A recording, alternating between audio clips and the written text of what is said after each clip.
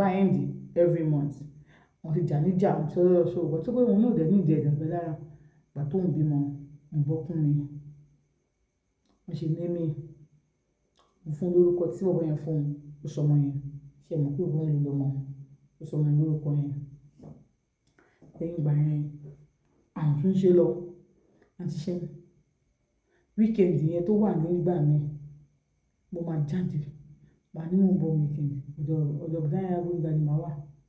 gbogbo wíkẹ̀ndì yẹn màá ní mo sọ́dọ̀ àti mi yẹn ìgbà tí mi yẹn sí ọjọ́ bí mọ́ mi wọ́n ní òkè ibẹ̀ ni màá wà ní gbogbo táìmù yẹn mi ò lè dúró tì mọ́ mi ò lè dúró tì irú ẹ̀ àti ṣé mo ibi tí irú ẹ̀ ń kà mí lára dé ibi tí irú ẹ̀ ń gbọ̀n mí nínú dé mo lè dúró tì irú ẹ̀ àṣebẹ́yìn títí mo lóyún ọmọ lẹ́ẹ̀kẹta mo bí ojóbìnrin ìgbà tó yá ìgbà àti ìbọ̀dá yẹn nítorí mo second born yẹn a lọ ṣe wedding a lọ ṣe registry so we both Mr. and Mrs. ọkọ mi ò dẹ̀ mọ̀ kankan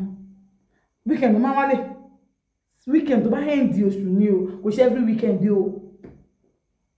ìtò àná náà gbọ́ information ó bímọ ó ti bímọ méjì èmi náà ti bí méjì fẹ̀yìn ìgbà tó wáyá I am not tired of being fat to my husband ìjọ kan mi mọ̀ nǹkan tó ṣẹlẹ̀ ló bá dé ló bá ní ohun tí ó ti ẹ̀ yí òun kan mọ́ gba yóò ti bẹ̀rẹ̀ business òun ti ní supermarket so owó tó àlọ́wọ́ wa with the help of Dagbenga wọn náà fún un lówó so òun ṣe big supermarket ìgbà tó ń ṣe táwọn fẹ́ ṣe àwọn ọ̀rẹ́ wọn náà wá ogun wọn wá but táìmì ò sí táìmì tọkọ̀ wọn wà ní kọ́ ló ń ṣe bọ̀dá wa sí ẹnìkan ló mọ̀ pé òun àti bọ̀dá Dagbenga àwọn jọ wà lọ́wọ́ ọ̀rẹ́ wọn kan náà wà ó mọ ọkọ wọn but òun wò pé what is happening so bọ̀dá Dagbenga ló dúró síwájú mo ṣe gbé baby náà pè mí so everybody was there we snap pictures together we do everything together tó bá wáyé náà lẹ́kọ̀ọ̀kan àníbàlòpọ̀ tí Dagbenga dé understand ṣe mọ̀ pé not every time náà ni màmá sọ́kò rárá ó wáyá pé it's not the right time fún un láti gbẹ̀yàwó òun àtàwọn ọmọ òun àwọn ọmọ méjèèjì yẹn ọkùnrin kò bèrè àlọ́ṣe DNA fún wọn láti wò ó wípé ṣe láti bí wà convince pé Dagbenga ló ní àjẹ́rí pé Dagbenga ló ní lẹ́yìn ìgbà yẹn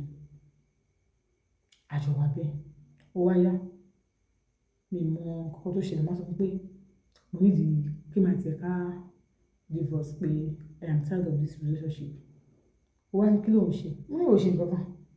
mo kàn fẹ́ work out ni mo ní so I am tired. ṣé láti tó àlọ́wọ́ mi mi ò gbé lọ́kọ̀ mo pọ̀ fún torí ara mi àti torí ẹbí mi àti torí tẹ̀lé tẹ̀wọ́ mi onímọ̀ àkọ́tún bá gbà pé àwọn oníyàn tẹ̀tẹ̀ cancer lára mi bá ní cancer inú ìtọ́jú cancer àmọ́ ìwé kọ̀ọ̀kan wà tí wọ́n gbé kí ọmọ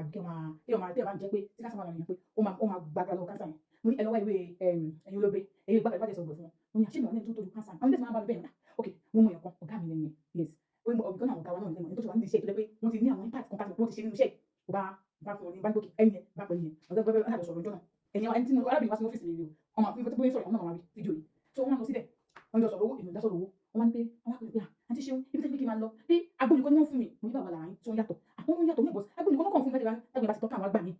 wọ́n ní òdìdá wọn ilé ọmọ mi ibi tẹ́lẹ̀ sanwó sẹ̀ lọ́wọ́ ìbákọ̀ gàdé ọ̀gá mi wọ́n ní agbóyún kan àwọn fún wọn ní máa wọ́n máa yìí ibi tẹ́lẹ̀ káwọn fáwọn báwo táwọn fún wọn lóde pé agbóyún táwọn fún wọn yẹn pé nǹkan tó kó ṣe wọ́n yẹn àwọn tó kó cancer ni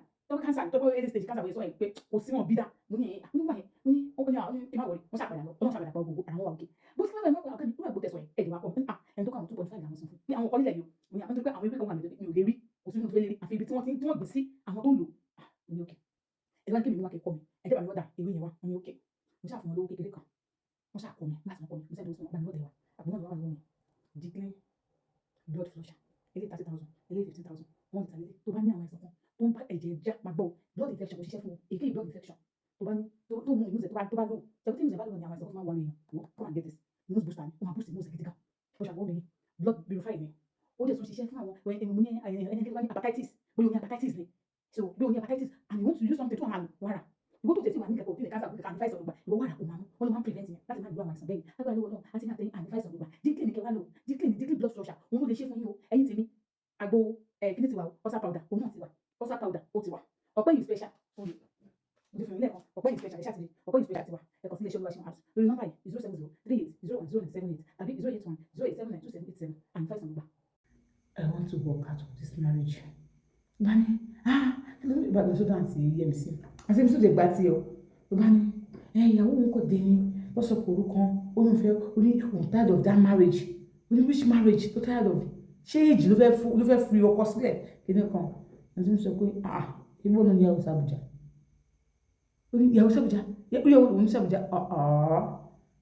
òun níyàwó sàbùjá gbogbo àwọn oúnjẹ ti mọ̀ so for this reason kò fẹ́ mọ́ kò fẹ́ òun náà fẹ́ wọ ọkọ̀ tiẹ̀ lọ síwájú wẹ́n tó bá ní pé òun fẹ́ gbọ́mọ tó bá ní pé òun fẹ́ òun mọ́ òun máa rí pé òun gbọ́mọ lọ́wọ́ ẹ̀ òun máa ní pé òun ṣe kíní kan ara ẹ̀ ọkàn tó jẹ́ tiẹ̀ ló mú bẹ̀ mi ì mọ nǹkan tó gbé àǹtí yẹn wò tó fi sọ adúrò ọ̀rọ̀ yẹn fún un because we are still keeping it ọyọ ọkàn tó jẹ́ tiẹ̀ ló máa mú bẹ̀ tó jẹ́ junior sọ́dọ̀ àwọn yòókù yẹn ìwọ kọ́ ló ní wọ́n ní ọjọ́ fọ̀rọ̀ débẹ̀ náà ni o tó torí ó bàjẹ́ ìbọn kò mọ̀ ọ̀rọ̀ sọ bó ti ní òun kọ́ ló ní wọ́n kẹ̀ kí ní kan tó ń kọ́ òwò ọkọ̀ ló ní wọ́n lọ sí DNA test wọn ọkọ̀ ló ní wọ́n tó bá pẹ́ níbi tó wà yẹn wọ́n ká àwọn guys kan á mú ẹ̀ pamọ́ bẹ́ẹ̀ tó bá pàtó délé kò bóun nílé mo ti kọ́ àwọn ọmọ wọn mo ti kó wọn lọ wọn á lè bùdá gbé yẹn tó wọn ó ní òun kẹrù òun kọ́ àwọn ọmọ wọn lọ bàtó dé wọn kò rí ààyò ní lọ́sẹ̀ rẹ̀ òun ò sí bẹ́ẹ̀ pé ó sọ nǹkan nù ní wọn ni ó dùn nílẹ̀ ó sọ nǹkan nù ní tó dùn ní òun lára báyìí wọ́n ní kí ló ṣẹlẹ̀ ó jẹ́ pé wọ́n lọ sábùdá padà ó gbọ́ nǹkan lòun náà mọ́ àwọn méjì kìí kan júlọ nǹkan lọ́mọ wọn bẹ̀rẹ̀ ní ṣó ohun ẹ̀ ló ti pa yẹn sórí jẹ́ sọ fún ẹ wọ́n ló ní junior àti first born ní ọmọ ẹ̀ tí mo bí fún ẹ ó dẹ̀ ti pa kan òun dẹ̀ mú kan tó kù ó jẹ́ tòun tó wá rí àwọn méjì yòókù yẹn ìwọ kọ́ ló ní o so and junior náà juwọ́ sí ọmọ tí Elizabeth bí fún ẹ ṣẹ̀wọ́ kò rí òun ọmọ tí Elizabeth bí fún ẹ ìyàwó Gbẹ́ngà bí fún ẹ lọ fi ṣe ọmọ tábúrò ẹ náà wàá bí fún ẹ méjèèjì obìnrin méjèèjì yẹn lọ fi ṣe ọmọ sórí junior ò lè rí sọ pé obìnrin mẹ́ta lóṣooṣù ó ti di obìnrin mẹ́ta lọ́dọ̀ ẹ̀ bẹ́yìn sórí junior wo wọn máa juwọ́ sí báyìí ó lè rí láyé ìmú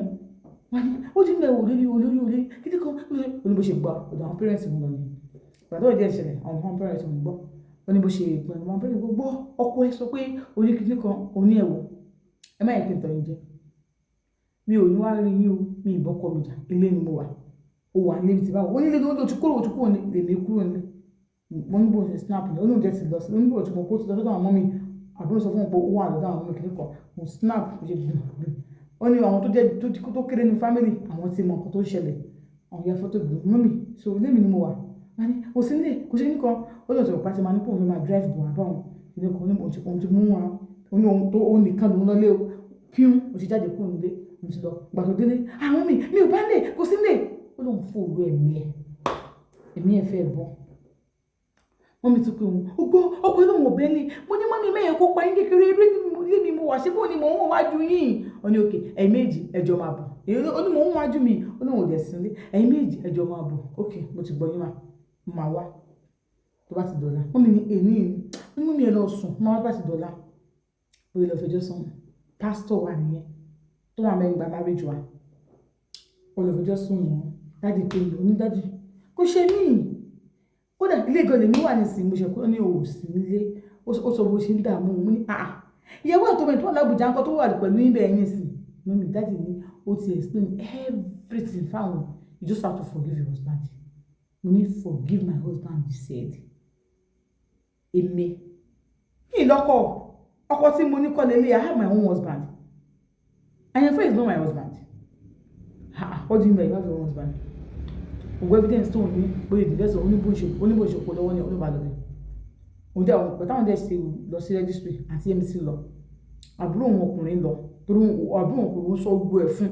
òun náà bí lé òun explain gbogbo ẹ̀ fún ọmọ yẹn dúró tó ń pè hí ọkọ yín ṣe orúkọ báyìí ó ti sọ ó dẹ̀ sọ bí ẹ̀mí pé tí wọ́n mọ̀ pé ẹ ti ṣe àǹtí mi ni ẹ wo ẹ má dán owó ẹ fi wọ́n lẹ̀ kó wọ́n ti ṣe kó tó máa ṣe and she's still very young she can still get someone that will marry her kíní kan nínú mo máa fẹ́ kíní kan ní so by lọ sí church yẹn ní pé ń bẹ̀ so you be running for me pastor ni ṣé bra àyànfẹ́ ṣé ẹ dá yanjú ni ẹ wá bá wọn ni àbí kílẹ̀ mi báyìí pé she is running for you inú kí ṣe máa yanjú ẹ̀ káwọn máa lọ́n tà wọn no dáàdì ìdílé kọ́ ni wọ́n kọ́ ni mo sọ pé dáàdì ni so ẹ jókòó ló bá jókòó síwájú mi dáàdì bá ní kí ló jù mi ní jókòó tí mo fẹ́ lọ kì í sọkọ mi mọ́ ó ní kì í sọkọ yìí kò sọkọ yìí mọ́ táwa lọ kọ yìí ó ní ọmọ òun kò ní sọkọ yìí ẹ wá ní dáàdì nǹkan tí mo tẹ̀lé bí lè ní pé wọ́n ní àwọn ọmọ ẹ̀ méjèèjì obìnrin kọkùnrin pé mi kọ́ ni mo ní pé junior nìkan lọ́mọ mi mo ní junior gbọ́n ìṣọmọ yẹn o lọ ṣe DNA test junior gbọ́n ìṣọmọ yẹn wà ní no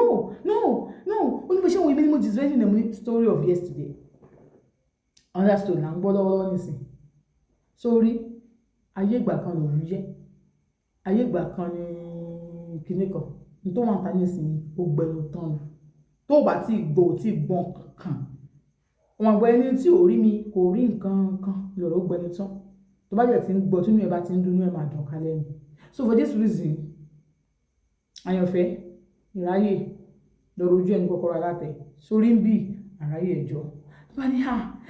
ohun tó ṣe sọ̀rọ̀